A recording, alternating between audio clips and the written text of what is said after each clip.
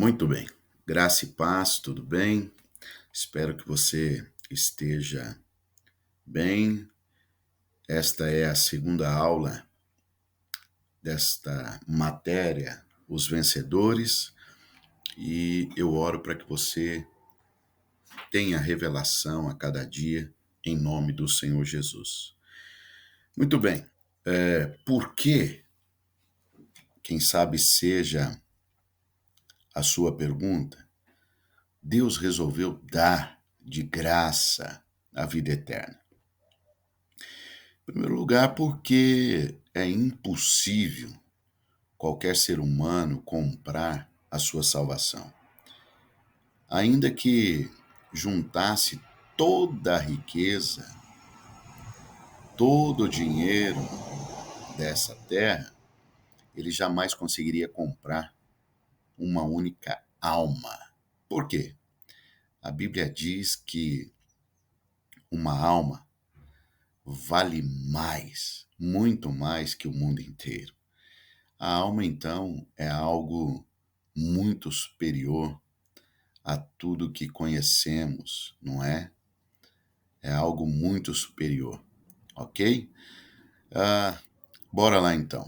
Preste atenção. Quando o homem caiu em pecado, ele então se tornou em natureza pecaminosa.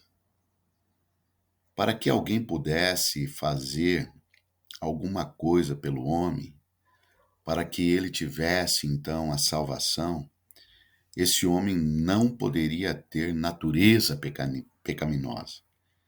E além disso, ele teria que rejeitar o diabo e aceitar Deus. Essa era a condição para que o homem pudesse conquistar a salvação, não é? E ser então aceito por Deus. E aí, obviamente, nenhum ser humano, não é, atenderia e conseguiu atender essas condições. Entende? O homem, ele já nasce com a natureza do pecado. Portanto, pensando assim, já está inapropriado para estar diante de Deus e então reivindicar qualquer coisa, entende? Já que está, na verdade, morto para Deus. Você consegue? Muito bem, então Cristo, ele se esvaziou das suas prerrogativas divinas e foi fecundado pelo Espírito Santo em Maria.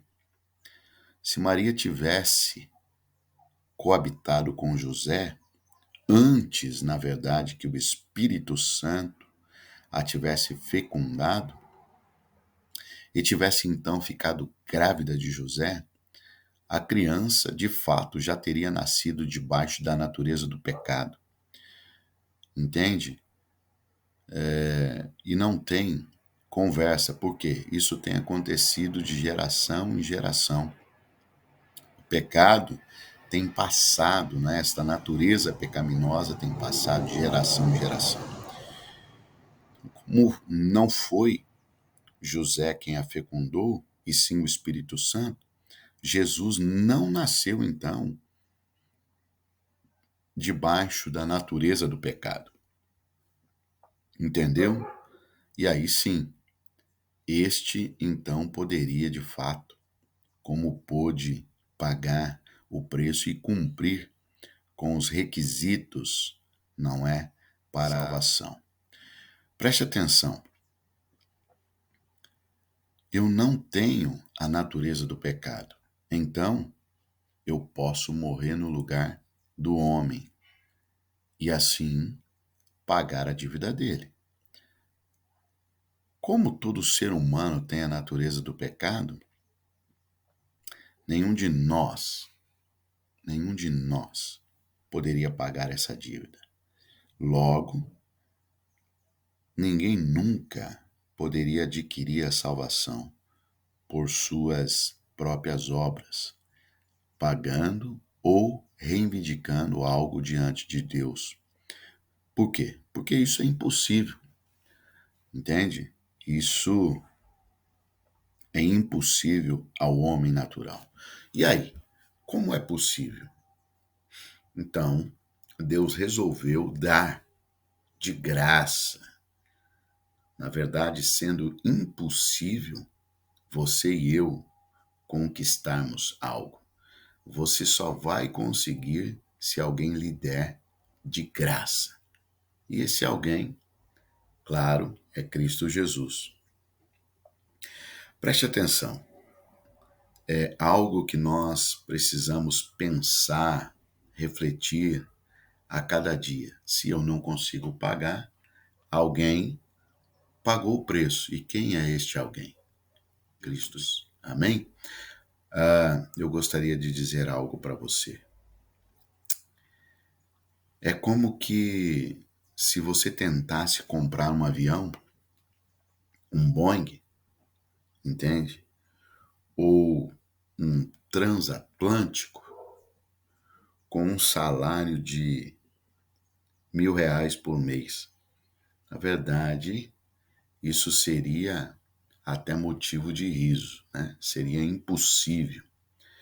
Então, a única maneira de ter um avião desse tipo, ou até mesmo um transatlântico, é se você o ganhar de graça, de alguém, entende? Por quê? Com o seu salário de R$ 1.000 por mês, você jamais conseguiria. Na verdade, nenhuma pessoa com um salário de R$ 1.000 por mês seria, na verdade, possível tal façanha. Entende? Não com esse salário. Agora, conosco, não é, com relação à salvação, é a mesma coisa. Nós, com a natureza, né, com a natureza pecaminosa, jamais conseguiríamos então a salvação. Entendeu? Por isso que a recebemos de graça, não que não custou nada, custou um alto preço, mas para nós foi então de graça. Aleluia por isso. Aí, preste atenção, Deus deu a salvação de graça. Basta que você tenha fé. Basta que você creia. Basta que você receba. Fé no quê? Fé no sacrifício do Senhor Jesus para ser salvo. Entende? Basta crer. Logo, essa é, então, a definição de salvação. E como nós, na verdade, então, podemos nos apropriar dessa salvação. Talvez você fale assim, pastor, eu estou cuidando de umas 1.000 crianças, órfãs. Eu peguei tudo que eu tinha e dividi, na verdade, com todos os necessitados. Eu vivo para os outros, faço bem, entendeu? Para as pessoas. Mas eu, de fato, não creio em Jesus. Então eu poderia ser salvo? Sou salvo? Não. Eu diria a você, obviamente, que não. Você pode fazer uma boa ação, repartir os seus bens, mas ainda assim é necessário nascer de novo, ser uma nova criatura, entende? Receber Cristo Jesus, não é? Pela fé, ok? Veja só, essas obras, talvez você diga, são tão boas, pastor. Essas obras, na verdade, vêm do conhecimento, querido. do bem e do mal. Todavia, as obras que Deus aceita, na verdade, são aquelas que vêm da vida, entende? As obras que Deus aceita são aquelas com as quais Deus faz através da sua vida, não é? Então não é uma boa ação feita por você, entende? Não tem a ver com a justiça própria, com a força do seu braço. Porque nenhuma boa obra que venha do conhecimento do bem e do mal é aceita por Deus. Se você acha que a árvore do conhecimento é só do conhecimento do mal, você está, na verdade, de fato, enganado, muito enganado. Em Gênesis está escrito que ela é a árvore do conhecimento do bem e do mal. Mas é um bem que não tem nada a ver com Deus. Você entende ou não? Não é o bem de Deus. Muito bem, preste atenção. As boas obras, entende? Deve, na verdade, começar com a árvore da vida. E talvez você pergunte, quem é a árvore da vida? Eu quero dizer para você, Jesus é a árvore da vida. Boas obras jamais vai comprar salvação alguma. Entende ou não? Alguém pagou este preço. É importante e eu oro que você tenha revelação, que você entenda, por mais que você se mate fazendo coisas, etc., jamais você pode se salvar. Por quê?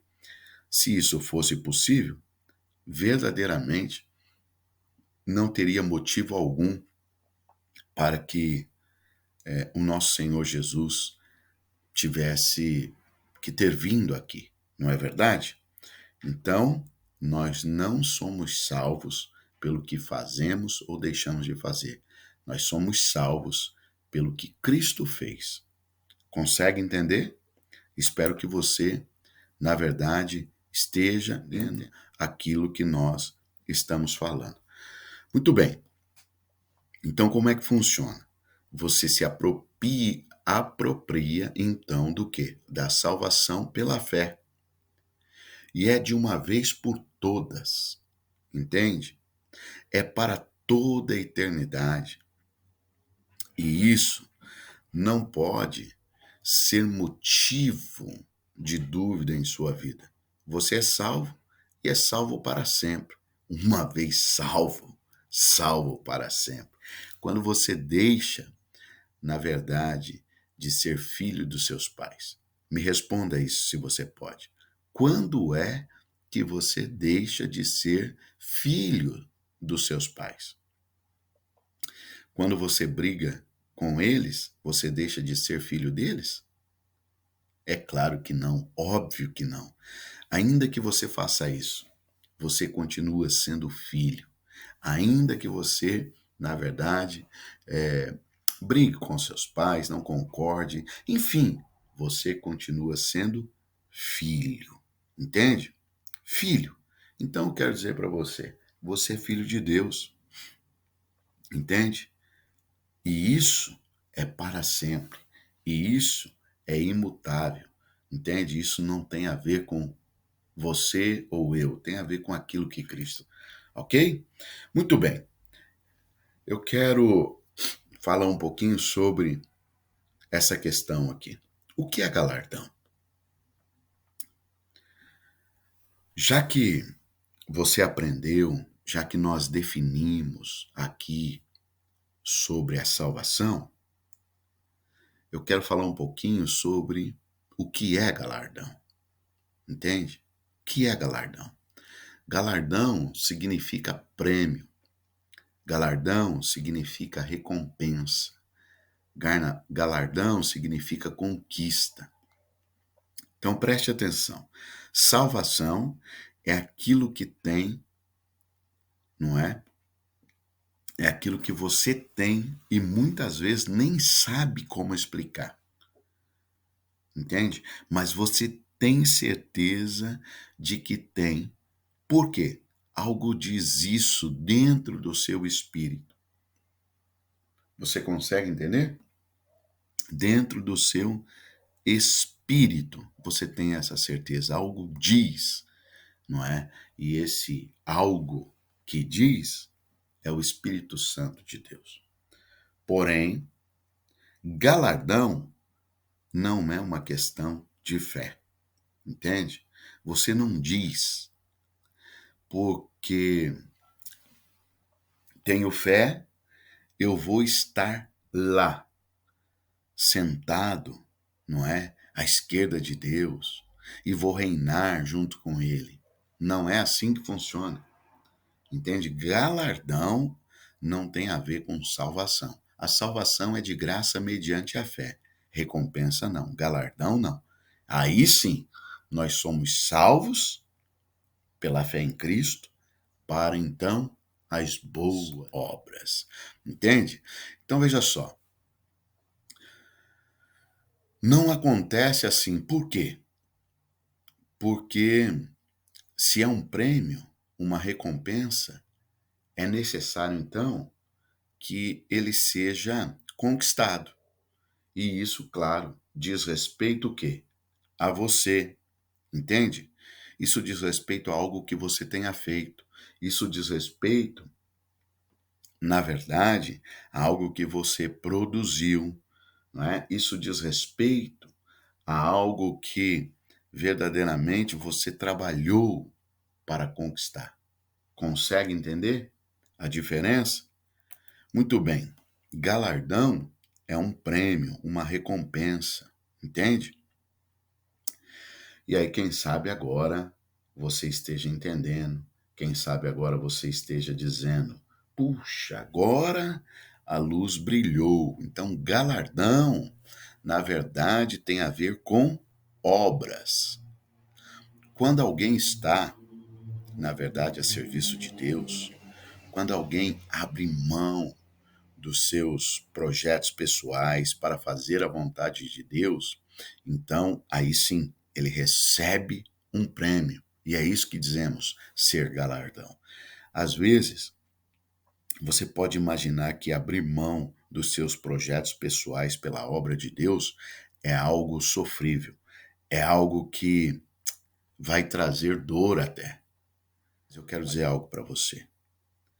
Talvez você já pensou assim, que abrir mão da sua vontade pela vontade de Deus doeria muito, não é verdade?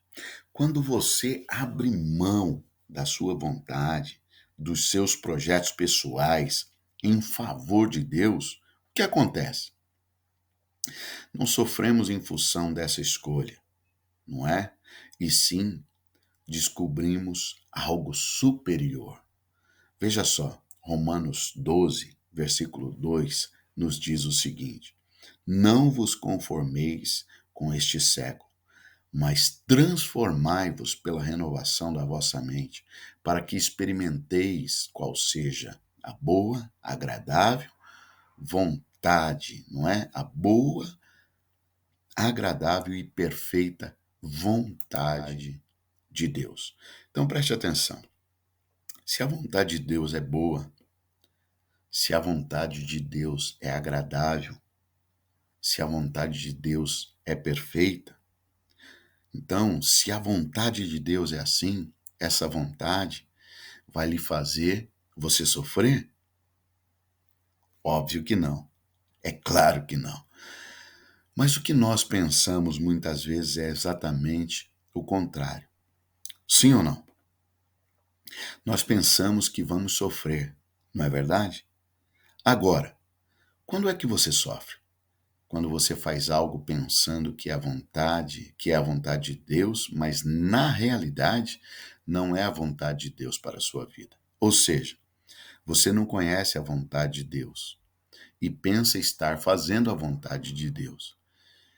E não é a vontade de Deus.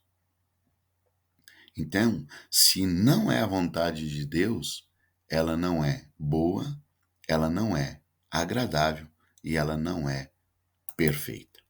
Amém, querido? Espero que, de alguma forma, o que nós temos falado aqui tenha lhe trago luz, tenha lhe trago revelação um pouco mais. Eu oro para que isso aconteça a cada dia na sua vida, em nome de Jesus. Amém? Forte abraço, fique na paz, até a nossa próxima aula.